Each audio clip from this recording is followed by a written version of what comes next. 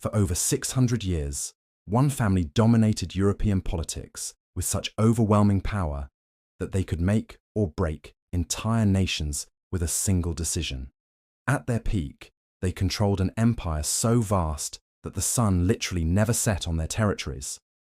But there was a dark secret lurking behind their magnificent palaces and golden crowns. A secret so disturbing that it would ultimately bring down the most powerful dynasty in human history. This is the story of the House of Habsburg and how their obsession with keeping power within the family led to one of the most shocking genetic disasters ever recorded. Picture this, it's the year 1516, and across the courts of Europe, whispers spread about the new Holy Roman Emperor. Charles V has just inherited more territory than any ruler since Charlemagne. Spain, Austria, the Netherlands, parts of Italy, and vast colonies stretching across the Americas all bow to his authority. European kings tremble at the mention of his name. But there's something unsettling about his appearance that courtiers dare not speak aloud. Charles has a jaw so severely deformed that he cannot properly close his mouth. His tongue hangs out awkwardly, making speech difficult and eating a public embarrassment. Contemporary portraits try to hide it, but the truth is undeniable. The most powerful man in the world is physically grotesque, and everyone knows exactly why. For generations, the Habsburgs had been marrying their own cousins, nieces, and even their own siblings' children. What started as a clever political strategy to consolidate power had become a genetic nightmare that would haunt the family for centuries. The Habsburg story begins in the misty mountains of Switzerland, where a minor noble family built a modest castle called Habsburg, meaning Hawk's Castle.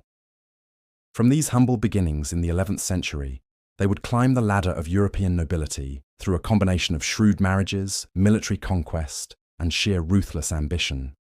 But it was their marriage policy that truly set them apart from other royal houses. While most noble families sought alliances with distant kingdoms to expand their influence, the Habsburgs developed a different approach entirely. They discovered that by marrying within their own extended family, they could keep inherited territories from being divided among outside claimants. Rudolf I, who became Holy Roman Emperor in 1273, established the foundation of what would become their signature strategy. Instead of splitting his lands among all his sons, he arranged marriages that would eventually reunite the territories under Habsburg control. It seemed brilliant at the time. Keep the wealth in the family, maintain political unity, and prevent rival houses from gaining a foothold in Habsburg domains. By the 14th century, this policy was paying tremendous dividends. The family had acquired Austria, Styria, and Carinthia through a combination of conquest and strategic matrimony. Each generation built upon the last, adding new territories, while carefully preserving existing ones through calculated intermarriage. The real breakthrough came with Maximilian I, who earned the nickname the Last Knight for his romantic notions of chivalry and warfare. But Maximilian's true genius lay not on the battlefield, but in the marriage chamber. Through a series of spectacular matrimonial coups, he positioned his family to inherit virtually Marie Castile, bringing Joanna of his son Philip half of Europe, Spain and its vast American empire into Habsburg hands. Meanwhile, Maximilian arranged for his grandchildren to marry into the royal houses of Hungary and Bohemia. Within 2 generations, the Habsburgs controlled territories spanning from the Americas to Eastern Europe. The family motto became Bella gerant alii, tu felix Austria nube. Let others wage war, you happy Austria, marry. And marry they did, with a systematic precision that would make modern geneticists shudder in horror. What the Habsburgs failed to realize was that their greatest strength was simultaneously becoming their greatest weakness. With each generation, the gene pool grew smaller and the genetic consequences more severe. The consequences of this relentless inbreeding began manifesting in ways that even the most skilled court physicians couldn't explain or cure. Children were being born with increasingly severe physical and mental abnormalities.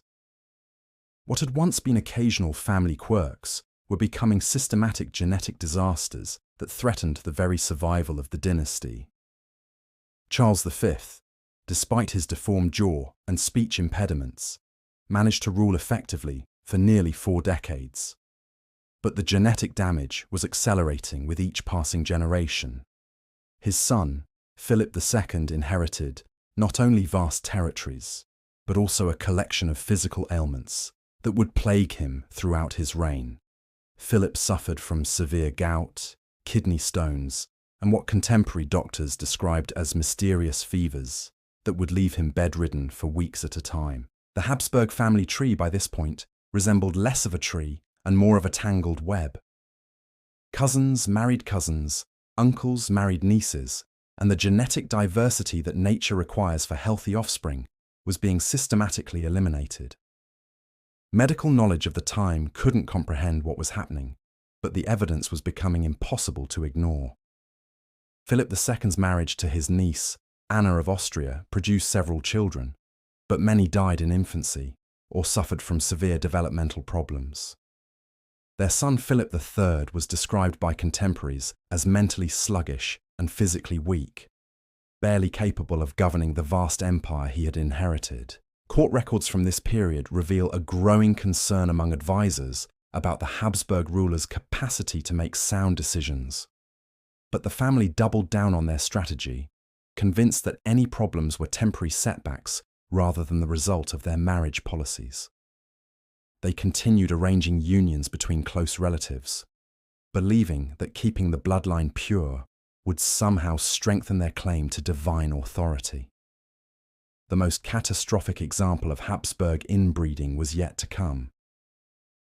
Charles II of Spain, who would become the last Habsburg ruler of that kingdom, was born in 1661 as the product of generations of genetic catastrophe.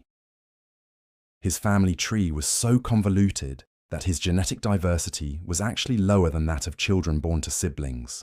Charles couldn't walk until he was 8 years old. He didn't speak until he was 4. And even then his speech was nearly incomprehensible due to his severely malformed jaw and enlarged tongue. His head was too large for his body. He drooled constantly, and he suffered from what modern doctors would recognize as severe intellectual disabilities. Contemporary accounts describe him as barely human in appearance, a grotesque caricature of royalty who could barely function as a person, let alone as a king. The Spanish court went to extraordinary lengths to hide Charles's condition from the public and foreign ambassadors. Special protocols were developed for audiences to minimize his exposure, and official portraits were heavily stylized to make him appear more normal than he actually was. Yet this genetically devastated individual was expected to rule one of the world's most powerful empires and produce an heir to continue the Habsburg line.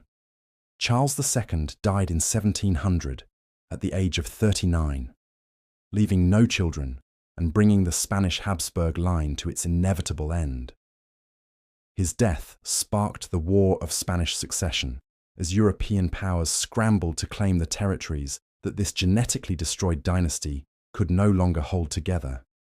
The Habsburg Empire, built through centuries of calculated marriages and ruthless ambition, had finally collapsed under the weight of its own twisted family tree. What began as a brilliant strategy to consolidate power had become a cautionary tale about the dangers of genetic isolation.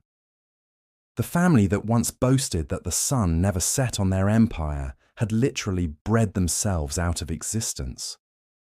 The Austrian branch would survive longer, but they too eventually learned to marry outside their immediate family circle. The age of Habsburg dominance was over, brought down not by military defeat or political revolution, but by the simple laws of genetics that no amount of royal blood could overcome. The House of Habsburg stands as perhaps history's greatest example of how power without wisdom, ambition without restraint, and tradition without adaptation can lead even the mightiest dynasties to ruin. Their legacy reminds us that some prices are simply too high to pay, even for an empire upon which the sun never sets.